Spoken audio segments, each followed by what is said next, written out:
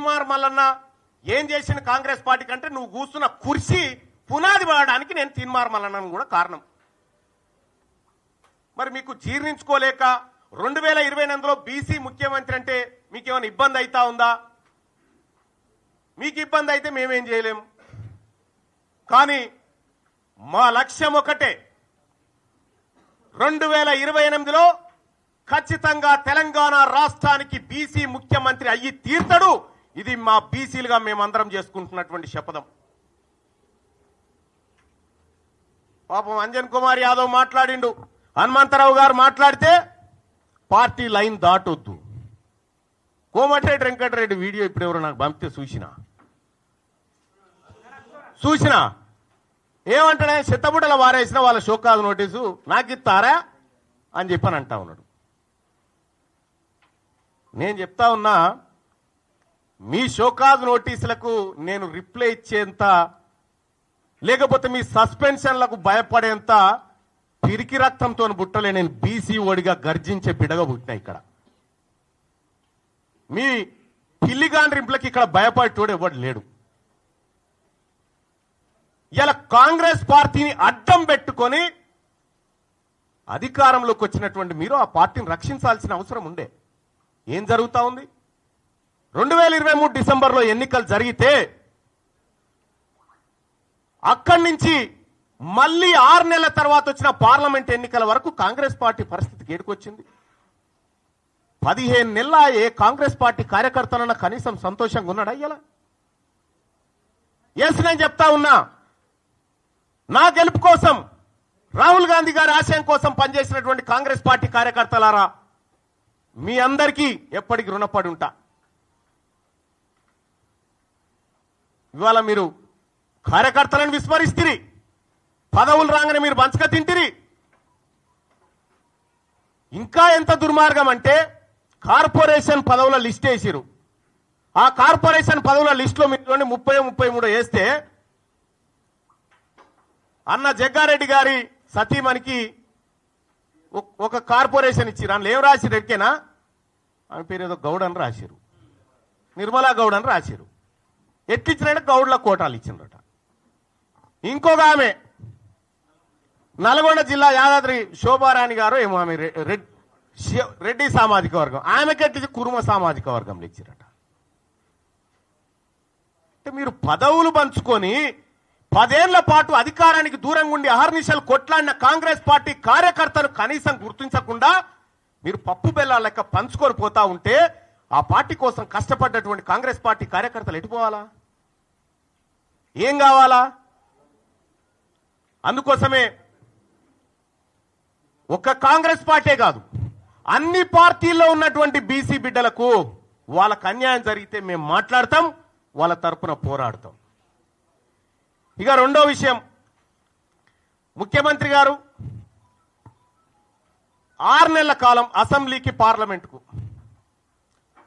ఇవాళ తీన్మార్ మల్లన్న కాంగ్రెస్ పార్టీ తీన్మార్ మల్లన్నను గెలిపించింది అనేటువంటి మాట, గెలిపించినాక గిట్లనే నా మాట్లాడేదని ఒక మాట నేను చెప్తా ఉన్నా. ఎవరు గెలిపించారు? తీన్మార్ మల్లన్న అసెంబ్లీ ఎన్నికల నుంచి పార్లమెంట్ ఎన్నికలు 6 నెలల కాలం ఉంటే నేను కంటెస్ట్ చేసినటువంటి వరంగల్, నల్గొండ, ఖమ్మం నియోజకవర్గంలో 5 పార్లమెంట్లు గెలిపించుకోగలిగినాం. మరి మీరు సార్, మీ సొంత మహబూబ్ నగర్ జిల్లాలోనే మీ అభ్యర్థి ఓడిపోయిండు. మీరు సిట్టింగ్ ఎంపీగా ఉన్న మల్కాజ్గిరిలో ఒక సీట్ రాలే.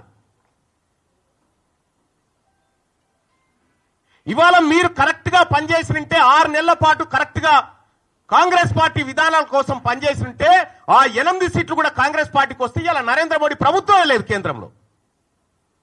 పరోక్షంగా మీరు సహకరించుకుంటా ఇవాళ కాంగ్రెస్ పార్టీని ఖతం చేసేటువంటి ఉద్దేశంతో మీరు ముందుకు పోతా ఉన్నారు.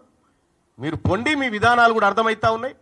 నిన్నగాక మొన్న కాంగ్రెస్ పార్టీ ఎమ్మెల్సీ అభ్యర్థి నరేందర్ రెడ్డి గారు ఆయన ఎన్నికల ప్రచారానికి పోయి ఈయన గెలిచినా గెలవకపోయినా ఒకటే అని చెప్పి, ఈయన గెలిచినా గెలవకపోయినా ఒకటే అని చెప్పే, మరి నరేంద్ర మోడీ గారు బొమ్మ పెట్టుకున్నటువంటి బీజేపీ అభ్యర్థి ఆడ గెలుస్తా ఉన్నాడు. ఇంకో టీచర్ ఎమ్మెల్సీ ఎన్నికల్లో భారతీయ జనతా పార్టీ ఒక బీసీ బిడ్డకు టికెట్ ఇచ్చి ఫస్ట్ ప్రియారిటీలో టీచర్ ఎమ్మెల్సీ గెలిచి ఆ ఇంపాక్ట్ తోటి పట్టభద్రుల ఎమ్మెల్సీ ఎన్నికలు కూడా గెలుస్తా ఉంది. మీరు జిల్లాలు మొత్తం ఈ మెదకు, ఆదిలాబాద్, నిజామాబాద్, కరీంనగర్ పిట్ట తిరిగి నడుదిరిగి తిరిగి ఎమ్మెల్సీ ఎన్నికలు ఏంది ఫలితం? ఇవాళ ఎందుకు తారుమారైతా ఉంది? ఇవాళ ఏడాది లోపలనే కాంగ్రెస్ పార్టీ పైన, ప్రభుత్వం పైన ఇంత వ్యతిరేకత ఎందుకు వస్తా ఉంది? ఆత్మ పరిశీలన చేసుకోవాలి కదా. ఇది మీరు చేసుకోకుండా ముఖం బాగలేక అద్దం బాల కొట్టుకున్నట్టుగా తీన్మార్ మల్లన్న సస్పెండ్ చేయడం ద్వారా మొత్తం బీసీ ఉద్యమం ఆగిపోతుందని, మొత్తం వ్యవస్థ అంతా కుప్పగూలుతుందని నేను ఒక్కనై కొట్లాడినప్పుడు ఒక బలమైన శక్తిగా కేసీఆర్ ఉన్న కాలంలో కొట్లాడిన, మీరు లేరప్పుడు. వాళ్ళతోని కొట్లాడి గీడికొచ్చిన ఆయన మేమే గెలిపించినాడు. నన్ను గెలిపించిన మహబూబ్ నగర్లో వంశీచంద్ర రెడ్డిని ఎందుకు గెలిపియలే? వంశీచంద్ర రెడ్డిని ఓడగొట్టింది మీరు గారా? ఇవాళ వంశీచంద్ర రెడ్డి సిడబ్ల్యూసి మెంబర్ గా ఉన్నాడు, ఇక్కడ వ్యవహారాన్ని ప్రతిదీ అధిష్టానానికి చేరవేస్తాడని కుట్రబన్ని ఓడగొట్టి నీ మనిషి చామల కిరణ్ కుమార్ రెడ్డిని పెట్టింది కరెక్ట్ కాదా? ఆడ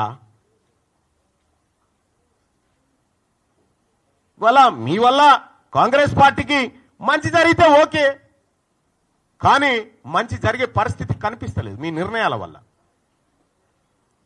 ఇవాళ నా మాట ఎవరు ఇంటలేరు, కాంగ్రెస్ పార్టీలని అలిగిపోతా ఉన్నావుట. నువ్వు అలిగిపో, అలుగులో దుంకు.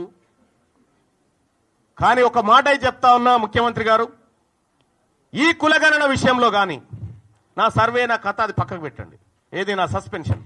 ఈ కులగణన విషయంలో కానీ 42% రిజర్వేషన్ల విషయంలో కానీ 42% వాటా కాంట్రాక్టులు బీసీ కాంట్రాక్టర్లకు ఇవ్వడంలో కానీ కామారెడ్డి డిక్లరేషన్లో కానీ ఎక్కడైనా బీసీలకు అన్యాయం జరిగితే బరాబరి కొట్లాడతాం. ఇవాళ నేను మాట్లాడడానికి ఏమైనా అడ్డం గుంటే అన్ని క్లియర్ చేసి పెడితే. కాబట్టి ముఖ్యమంత్రి గారు ఈరోజు కూడా మేము సూచన చేయదలుచుకున్నాం. నన్ను సస్పెండ్ చేస్తే నాకేం ఇబ్బంది లేదు, ఎందుకంటే తీన్మార్ మల్లన్న గత ప్రభుత్వం మీద కొట్లాడి 100 రోజులు జైలు జీవితాన్ని గడిపినటువంటి వాడిని నేను. ఇప్పుడు నీ పక్క పంటి ఉన్న వాళ్ళు ఎవరు జైల్లో లేదో, ఒక కేసు కూడా లేదు వాళ్ళ మీద. అధికారం రాగానే దగ్గరికి వచ్చి కూర్చున్నాడు. మరి మేము ఎట్లా ఊకుంటాం? రేపొద్దున ఖచ్చితంగా గ్రామాన బీసీ వాదాన్ని తీసుకుపోతాం, బీసీ ప్రజలను చైతన్యవంతం చేస్తాం. ఇప్పటికే ఎమ్మెల్సీ ఎన్నికల్లో బీసీల సత్తా దాటినం. 50 సంవత్సరాల క్రితం పుట్టిన పిఆర్టీయు, 54 సంవత్సరాల క్రితం పుట్టిన యూటీఎఫ్,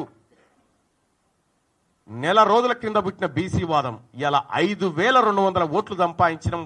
0 to 5200 ఓట్లు సంపాదించడం అంటే ఇది బీసీలలో వచ్చినటువంటి చైతన్యం.